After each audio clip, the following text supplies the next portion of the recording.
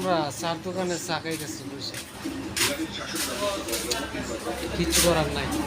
এই যে রাসেল ভাই আমি দুজনে মিলে আর চা খাইতেছি দোকানে, দেখছেন? কাজ কাম নাই, কোনো কিচ্ছু কাজ কাম নাই।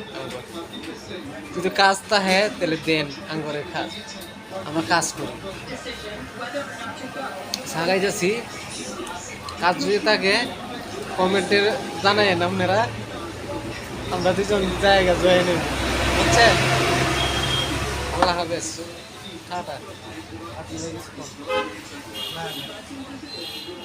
কিছু করার নাই, এমনি মন খারাপ, ঠিক আছে? মন খারাপ করে চা খাইতেছে।